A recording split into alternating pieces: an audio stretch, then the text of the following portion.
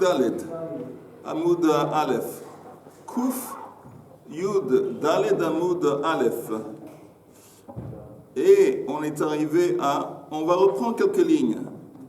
Ok, vous voyez où c'est écrit Tnan Hatam. C'est à peu près le premier tiers, la fin du premier tiers de la page. Kouf, Yud, Dalet, Amoud Aleph. Vous y êtes?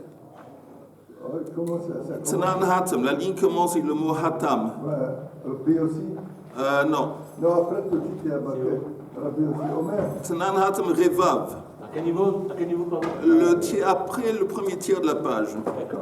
Après, c'est marqué Pascal Detnan, le premier tiers, c'est marqué Ok. Rabbi aussi. Ben, écoute, René, tu vas essayer de t'arranger. Tnan Hatam, c'est enseigné là-bas. Attends, Revav. Mais on s'est arrêté là-bas, Rabbi Yossi Ben Omer. Oui, mais j'ai dit, on va faire une phrase de 2-3 lignes. Ah. Avec votre aimable autorisation. Bien sûr. Tnan Hatam, Revav Hamardea, Chotset. Revav, on avait dit, c'est une tache, disons une tache de graisse, qui se trouve sur un Mardea. Mardea, c'est le tapis qu'on met sur le dos de l'âne, et sur ce tapis, on met la selle. Alors, s'il y a une tache de graisse, c'est Chotset. C'est quoi Chotset? Que si tu le trempes, exact, une interruption. Si tu trempes un objet dans le mikvah, l'idée que pour le purifier, l'eau doit entourer l'objet à fond, de tous les côtés. Et s'il y a un morceau de saleté qui est attaché à la paroi extérieure, ou à la peau, je ne sais pas quoi, alors il s'avère que l'eau n'entoure pas toute la surface. Donc, cette tache, ce morceau de liquide de saleté, ça dépend si on est makpid. Makpid, ça dépend si ça nous embête. Si on est pointilleux. Pas tellement, même moins pointilleux que pointilleux, mais même si ça nous embête dans le sens que normalement on va enlever ça, on ne va pas le laisser là-bas, on va le laver, on va l'enlever. Ce n'est pas un truc qu'on veut qui va rester là-bas. Oui. Ça s'appelle hakpada. Imata makpid, c'est une khatsitsa. Tandis que si tu n'es pas makpid, tu t'en fous qu'il est là, pour toi c'est pas important, alors il n'est pas makpid. En gros. Alors, encore une fois, Tnan Hatam, Revav, une tâche de la mardère, Chotset, c'est une khatsitsa, c'est une interruption. Rabban Shimon ben Gamliel Omer, Ad ke Issar ha'itake. Alors lui, il dit que la tâche, pour qu'elle soit Chotset, elle doit avoir au moins la taille qui correspond à une pièce d'argent italienne. Ve'ala begadim, tandis que sur une tâche sur un habit, mitzad echad eino chotset, mishnei tzadin chotset. Une tache sur un habit, si c'est seulement sur un côté de l'habit, la tache, ça va pas, c'est pas une interruption. Tout ça, c'est Rabbi Gamliel qui dit ça. Tout ça, c'est Rabban Shimon ben Gamliel qui dit ça, tandis que si la tache est tellement il y a tellement de graisse que ça passe. Voilà, ça va passer d'un côté jusqu'à l'autre côté du matériel, de l'habit. Alors là, c'est Chotset. Donc on va, avec l'habit, apparemment, il est plus cale que le tapis. Tu vois, Michael, parce que le tapis, c'est suffisant d'un côté du tapis, tu as une tache, automatiquement, c'est Chotset. Tandis que l'habit, même d'un côté de l'habit, une tache, c'est pas Chotset, parce qu'apparemment le type, il n'est pas makpid, il s'en fout. Mais si tu as une tache qui passe à travers et qui apparaît de l'autre côté de l'habit, alors là, ça devient Chotset. Rabbi Yehuda Omer Mishum Rabbi Ishmael, Af mitzad echad Chotset. Lui, il conteste Rabbi Yehuda au nom de Rabbi Ishmael. Il dit non. Quand on parle d'un habit, même une tache d'un côté, même si ça n'a pas passé de l'autre côté, même d'un côté, c'est Chotset. Ba'amine, Rabbi Shimon ben Lakish mais Rabbi Chanina. Alors Rabbi Shimon ben Lakish a demandé la question suivante à Rabbi Chanina, Mardat, mitzad echad ou mishnei tzadin. Quand tu as parlé de la tache sur le tapis, est-ce que la tache sur le tapis, c'est suffisant qu'elle est d'un côté, ou est-ce que comme un habit, ça doit passer de l'autre? Ça, c'est la question. Amarle zu lo shamati. Ça, je n'ai pas entendu. Je n'ai pas entendu une réponse à ça. Kayotse ba shamati. Mais j'ai entendu une réponse sur un autre sujet qui apparemment est tout à fait similaire. D'Etnan, c'est enseigné dans la Mishnah. Rabbi Yossé Omer, Shel Bana'in mitzad echad, Veshel Bour mishnei tzadin. Alors, on ne sait pas exactement ce qu'on va voir bientôt, qu'est-ce que c'est Bana'in, mais des habits qui appartiennent à des Bana'in, c'est suffisant une tâche d'un côté de l'habit, un côté, tandis que les habits, que ce soit un khatsitsa, considéré comme une khatsitsa, comme tu dis qu'on ne peut pas le tremper dans le mekva. Tandis que les habits qui appartiennent à Bour, Bour c'est un juif ignorant. Un type qui est pas, il est simple, ignorant. Alors pour lui, Amaretz, exactement. Alors lui, la tâche, c'est seulement considéré comme une tâche qui fait une interruption quand ça passe d'un côté à l'autre, que c'est tellement graisseux que ça passe, ça traverse toute l'épaisseur de l'habit. Alors la Gemara dit, Velote'e mirdat chashuva me bigdo shel amaretz. On ne va pas considérer que le tapis sur le dos de l'âne va être plus sévère que l'habit d'un Amaharetz. Donc si pour un Amaharetz, en ce qui concerne ses habits, s'il y a une tache sur un côté, ce n'est pas une khatsitsa, ben, ça va être la même chose pour le tapis de l'âne. On ne va pas traiter le tapis sur le dos de l'âne plus sévèrement que les habits d'un Amaharetz, donc on dit que c'est la même chose apparemment. Mais l'âne est plus utile que le Amaharetz.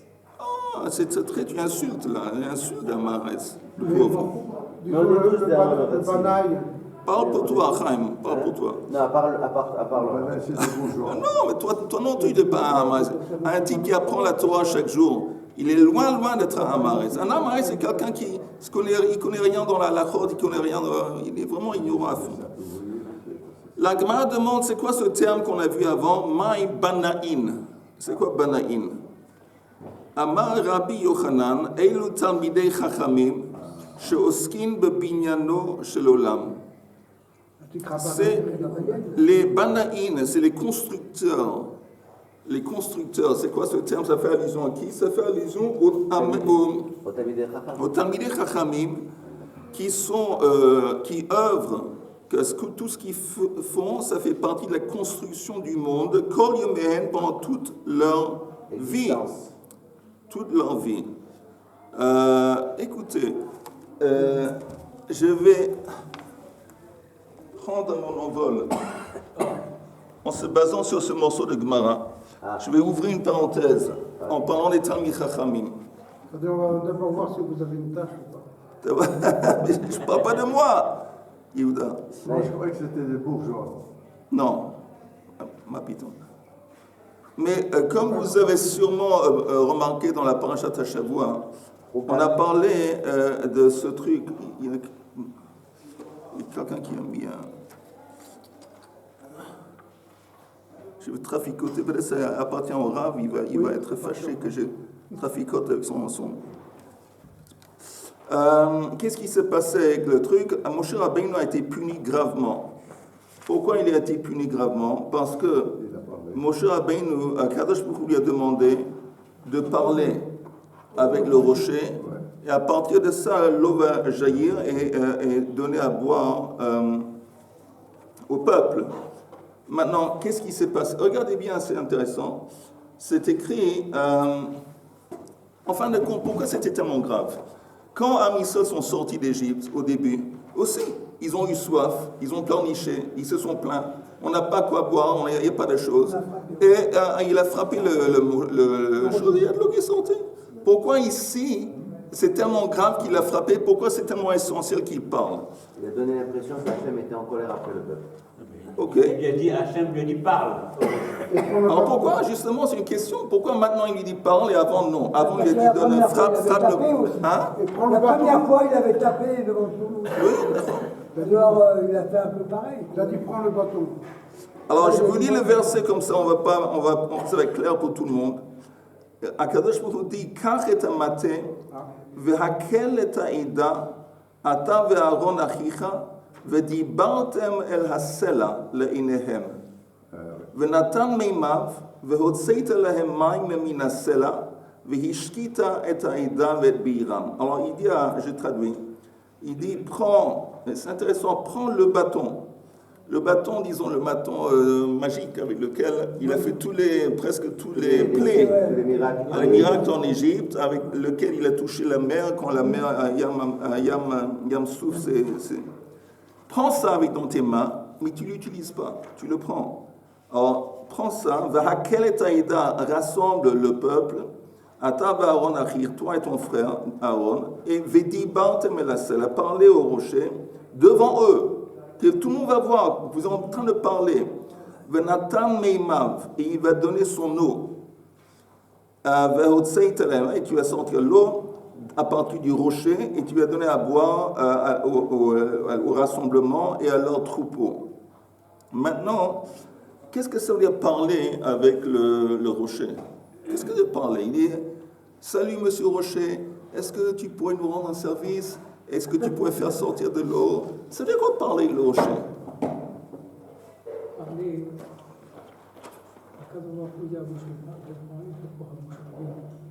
Parce qu'il s'adresse à une nouvelle génération qui va rentrer en Israël. Ok. Et cette génération-là, on lui parle, on l'instruit. Ce n'est pas une génération d'esclaves qui reçoit des coups. C'est-à-dire le bâton, c'est Siman de frapper. Or, ce dor-là qui rentre en lui, on ne parle pas de frapper. Ça, c'est une belle explication de notre collègue Ali. Il dit que, et c'est vrai que cet épisode, cette histoire se passe à 40e année. La plupart des choses, en fin de compte, en Sefer Bamidbar, la plupart, c'est la 40e année.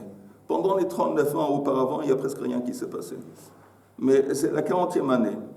Et intéressant ce que tu dis. Mais il y a une autre interprétation. Non, mais c'est intéressant, c'est pour ça que c'est très intéressant. Mais il y a une autre explication, que pourquoi il apporte dans ses mains le maquel, le bâton, puisque de toute façon il ne va pas l'utiliser, pour démontrer à tout le monde que quoi? Vous êtes sur le point de rentrer en Eretz Israël.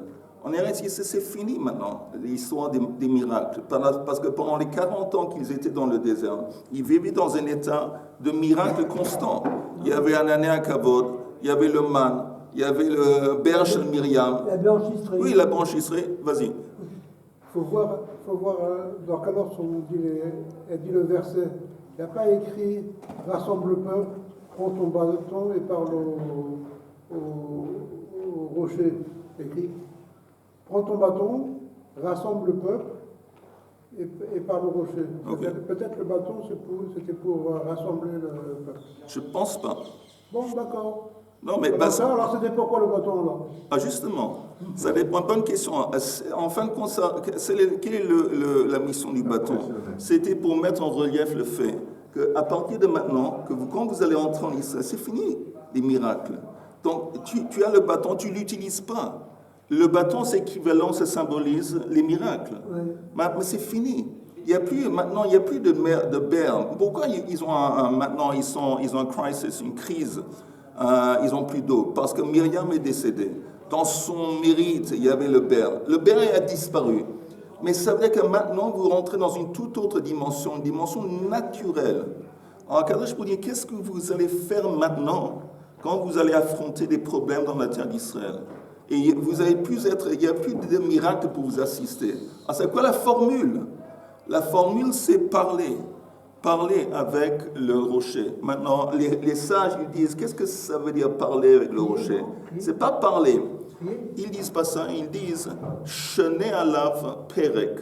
Shene alav perek, ça veut dire enseigne un enseignement. Apprends un peu de Torah devant le rocher. Apprends la Torah. Ça, c'est ce que ça veut dire. Et ça, c'est les sages qui disent. On enseigne. Bon, ça veut dire Shene. Shene, ça veut dire les chenot, ça veut dire ou enseigner ou apprendre. Apprends. Mais quoi que ce soit, apprends la Torah devant le rocher. Et ce qui est intéressant, que dans le texte, si vous regardez, prêtez attention, c'est écrit que après le rocher, Yetenet Meimav, il va donner son eau. C'est-à-dire que l'eau n'est pas venue de dehors. L'eau était là dès le début. La solution au problème, il est là, il est devant toi. Simplement, il est revêtu par... Il y a un rocher. Il est en train de dire, au niveau symbolique, que quand vous allez entrer en Israël, vous allez avoir des problèmes. Et le problème, c'est comme un rocher. Maintenant que vous sachiez que l'eau, la solution, la Yeshua, comment on dit Yeshua en français? La délivrance, elle est là, elle vous attend, elle est à l'intérieur du rocher. Mais dorénavant, il n'y a plus de miracle. Quel est le truc dans Beder Nistar? Ça va être d'apprendre la Torah, appliquer la Torah. Ça, c'est pas avec le rocher. C'était tellement critique et tellement important que c'est pour ça que ça l'a embêté grave que Moshe Rabbeinu ne l'a pas fait. Au lieu de ça, il a frappé le rocher. Maintenant, pourquoi j'ai dit ça? Parce que c'est très actuel. Parce que, je ne sais pas si vous avez remarqué, moi j'ai remarqué, c'est que Trump, qui a changé subitement, incroyablement, il a l'air d'avoir changé d'avis, à l'effet volte-face. Apparemment, il les Arabes contre nous. Avant, c'était le contraire. Qu'est-ce qui se passait en Israël pendant qu'il a fait son changement? C'était pendant que nous, on était en train de chercher, d'attraper les Talmidei Yeshivot, de les attraper pour les jeter en prison. Et on les donnait des coups graves pendant qu'ils faisaient des manifestations. Tout en parenthèse, si quelqu'un il bloque une route principale, moi aussi je pense qu'il faut être dur, il faut les jeter de là. Mais il y a un truc qui s'appelle Eifa Veifa. Tant que c'était les gauchistes de Kaplan qui ont fait ça pendant 1 an. Exactement, ils ont fait ça pendant 1 an. Rien. La police n'a rien fait. Au contraire, la police les a escortés. Ils ont jeté des grenades sur les... Une fois, arrête, une fois. Ils n'ont pas, t'as vu les coups qu'ils ont donnés aux choses, qu'ils ont arraché leurs pantalons, ils ont trop... Ah oui, mais pourquoi je parle de ça? Oui, il y avait énormément de violence, rien à voir avec la façon qu'ils ont traité les gauchistes qui ont fait ça. Mais qu'est-ce qu'on voit? Au même moment qu'on est allé contre la Torah, Trump, il a eu un volte-face au même moment. On dit qu'on est allé contre la Torah. Parce que quand tu prends, il y a un truc qui s'appelle Olam HaTorah. Olam HaTorah, c'est l'endroit où il y a des gens qui consacrent leur vie à étudier la Torah. Et quand tu décides, chaque personne qui apprend la Torah, il n'a plus droit de l'assistance pour envoyer ses enfants à des et tu les jettes en prison. Seulement ceux qui ne font pas l'armée. Tous les autres Non, tous les gens. Non, je vais te dire pourquoi c'est faux. Parce que tous les gens qui ont fait ces manifestations, c'est les extrêmes. Et c'est qui les extrémistes? On les appelle. Comment ils s'appellent? On les appelle. Non, ils ont. Hein? Oui. Voilà. Et ça, c'est des gens, justement, qui sont durs, tout ce qu'ils font, ils apprennent du matin jusqu'au soir. C'est des gens comme ça que la dernière chose que tu vas pouvoir faire, c'est en leur donnant des coups, les jeter en prison, les convaincre à faire l'armée. De toute façon, c'est un fait. Au moment qu'on a commencé à poursuivre les gens de la Torah, tout à coup, tout s'est renversé. Et ça, ce que la Torah nous dit. La Torah nous a dit ce que je vous expliquais maintenant. Que quand vous allez entrer en Israël, vous allez avoir des problèmes. Mais il n'y a pas de problème à condition que vous apprenez la Torah. Et dans le mérite de la Torah, l'eau qui est à l'intérieur du rocher va jaillir. C'est aussi une mitzvah. Pardon? Faire l'armée, c'est aussi une mitzvah. C'est une grande mitzvah de faire l'armée. C'est une grande mitzvah. Ces gens n'appliquent pas la Mais Torah. c'est... Ils n'appliquent pas la Torah, Attends, ces qui? manifestants. Mais attends, je m'excuse. Même pas que Cher n'applique pas la Torah. Mais Yehuda, tu entends? Je veux. Moi, je ne me calme pas du tout. Yehuda, tu entends? Yehuda a raison. S'il a souvent raison. Tel Aviv, c'est la ville où il y a le plus de... Vous entendez? Tel Aviv, il y a... Attends. Je ne voulais pas m'attarder sur ça, mais je voulais...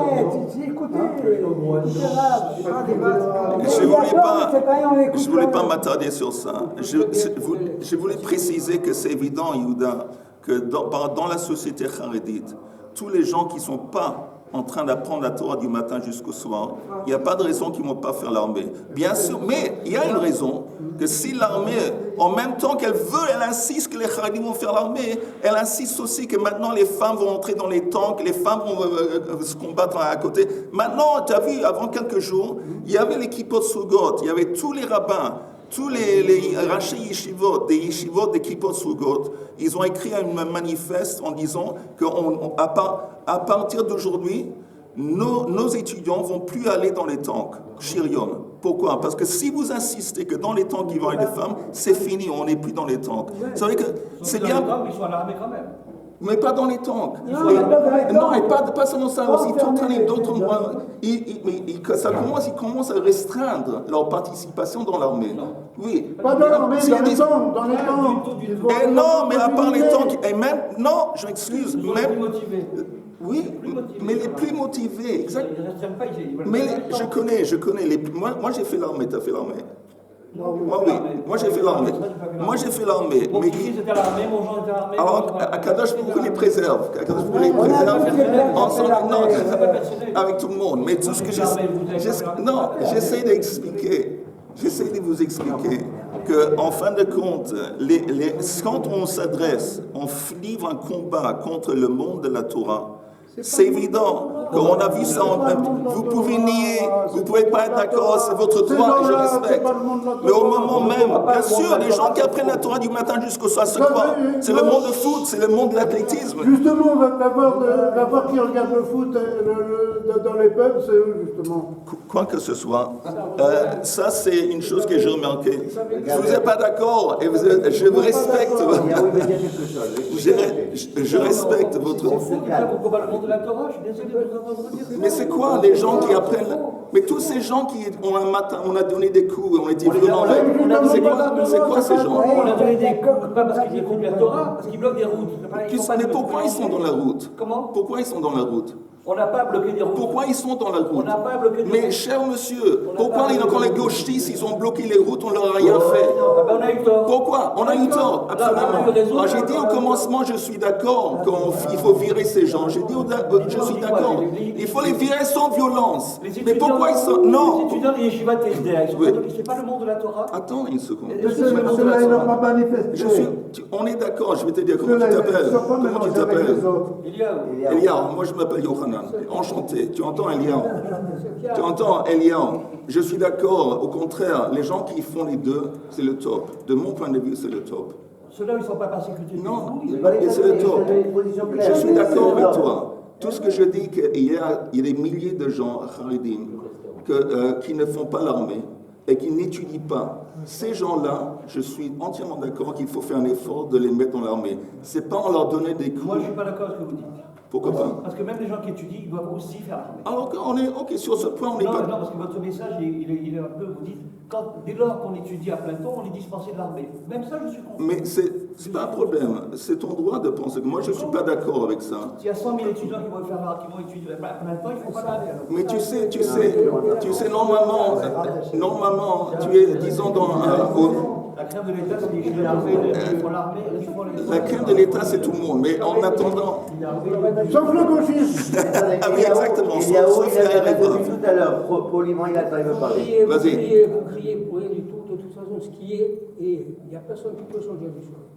Deuxièmement, ce que je veux dire, c'est qu'au point de vue projection sur l'avenir, c'est ce que j'ai dit tout à l'heure, la nouvelle génération, on ne doit pas lui apprendre à Avec des coups, absolument, je suis d'accord. Ok, Ok, vous n'avez pas aimé mon idée, c'est votre droit.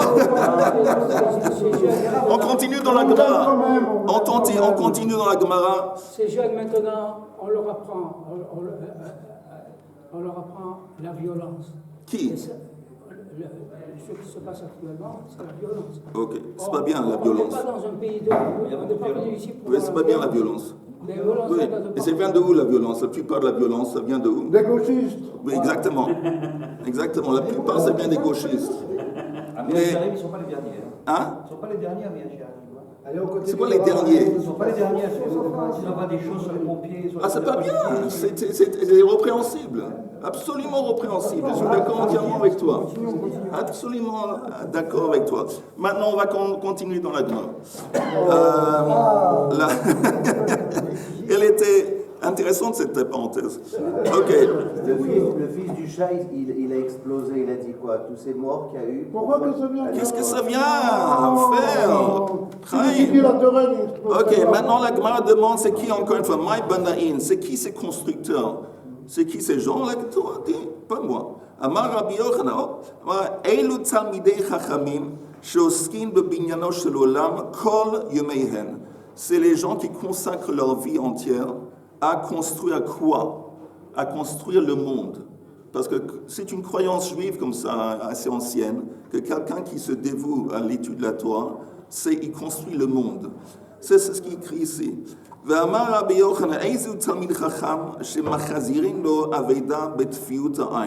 il y a une halakha intéressante, que normalement quand on fait Hashavat Aveda, quel est le critère? Comment on fait Hashavat Aveda? Si on trouve un objet perdu, il y a un signe. Pardon, si on trouve un objet perdu qui a un signe, il y a un truc bizarre. Alors on va faire une annonce. Le type il vient, il doit dire quel est le signe. Et là on comprend qu'il est le propriétaire, on lui restitue l'objet. Mais qu'est-ce qui se passe si c'est un cli nouveau? Un cli nouveau, disons une assiette normale, nouvelle, qui n'a pas de signe. Il y a un problème, parce qu'on ne peut pas le rendre à quelqu'un, il n'y a pas de signe. Mais s'il y a un Talmid Chacham qui dit oui, mais je reconnais c'est à moi, on le croit et on lui restitue l'objet, on épudifie qu'il n'y a pas de signe. Alors, quel est ce genre de Talmid Chacham auquel on restitue un objet sans donner un signe? Ça s'appelle Tfiut Ein. Tfiut Ein, c'est simplement à travers le regard.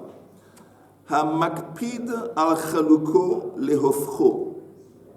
C'est quelqu'un qui prête attention, qui est strict, que si son habit est à l'envers, il va le retourner. Qu'est-ce que ça veut dire un habit à l'envers? Que vous savez, ça se passe quelquefois avec des chaussettes. Les chaussettes, vous avez comment on appelle ça? Le fil. Alors le fil, on le voit d'un côté, normalement c'est à l'intérieur. L'extérieur, ça se voit. La couture, exactement. Alors les habits, la même chose. La couture, comme elle est mise comme il faut, elle est à l'intérieur. Alors lui, il fait attention que s'il voit que son habit est à l'envers, il le remet de place comme il faut. Il y a d'autres personnes, des gens simples, que non, ils s'en foutent. Alors il y a plusieurs explications de ça, plusieurs. Mais une explication, c'est que s'il prête attention aux détails, il est pointilleux. Alors ça veut dire que c'est un signe qu'on lui fait confiance quand il dit bon, ça c'est à moi. La même façon qu'il est pointilleux avec son habit et la couture qui est au-dessus, il le met en bas. La même chose qu'il dit aux gens, je reconnais c'est à moi, on lui fait confiance. Une autre explication, c'est que pourquoi il fait ça? Parce que c'est pas respectueux vis-à-vis de lui de porter un habit où la couture est à l'extérieur. Il se respecte. Maintenant, pourquoi il se respecte? C'est pas une question d'orgueil, mais c'est une question qu'il respecte ce qu'il représente. Comme lui, c'est un Talmid Chacham, il passe sa vie à étudier la Torah, il respecte ce qu'il fait, et donc c'est pas apte dans ses yeux qu'il porte des habits à l'envers. Donc si c'est quelqu'un qui respecte, il se respecte à cause de la Torah qu'il représente, on lui fait confiance quand il dit c'est à moi. Ça, c'est une définition d'un Talmid Chacham. C'est quelqu'un qui, si son habit est à l'envers, il va faire en sorte de le renverser, de le mettre dans le bon sens. Oui. On continue encore quelques lignes. Amar Rabbi Yochanan, Eizu Talmid Chacham shememaninoto parnas al tzibur. Quel est le genre de Talmid Chacham qu'on va établir en tant que responsable de la communauté? Quel est le critère pour un Talmid Chacham pour qu'on décide que le nommer dirigeant de la communauté? Ze shesho'alin oto davar halacha bechol makom ve'omer ve'afilu b'masechet kala. C'est quelqu'un que quand on lui demande une question sur une masechet, peu importe si c'est la masechet qu'il apprend en ce moment, on attend que s'il apprend, disons en ce moment, masechet Shabbat. Bon, j'imagine qu'il va avoir une certaine expertise parce qu'il est plongé, c'est dans le sujet qu'il est en train de travailler maintenant. Mais on lui demande une question, n'importe quelle masechet, il sait la réponse. Alors, il a des telles connaissances qui sont répandues que ça, c'est ainsi que c'est un vrai Talmid Chacham, on le nomme responsable. Rav, disons Rav de la Keila. Kala, ça veut dire quoi? Masechet Kala, c'est une masechet, disons, un peu ésotérique. Ésotérique un peu que la plupart des gens n'apprennent pas. Et lui, même cette masechet que la plupart des gens ne connaissent pas, il a appris. Ve'amar Rabbi Yochanan, Eizu Talmid Chacham, shebnei iro mitzuvin la'asot lo melachto. Quel est le Talmid Chacham que les gens de la ville sont censés de faire son travail pour lui. זה שמניח חפצו ועוסק בחפצי שמיים. C'est quelqu'un qui met de côté ses occupations pour חפצי שמיים, pour se rendre libre et, comment on dit, pour se rendre... Indépendant. Pour s'occuper, pour être... Gratuitement. pour s'occuper de חפצי שמיים. La Gemara continue, le mitrach berifte. Quand on dit qu'on est censé de s'occuper de ses besoins, c'est seulement au niveau du pain. Maintenant, au niveau du pain, ça veut dire les besoins de base. Ça ne veut pas dire que tu es censé de lui payer des vacances à Honolulu, mais ça veut dire que ces besoins de base, il y a un Talmid Chacham qui se donne aux besoins de la communauté, donne à la Torah. En revanche, la communauté est censée de l'aider, de l'assister, mais en quoi? Dans les choses qui correspondent au pain, les choses de base. Voilà.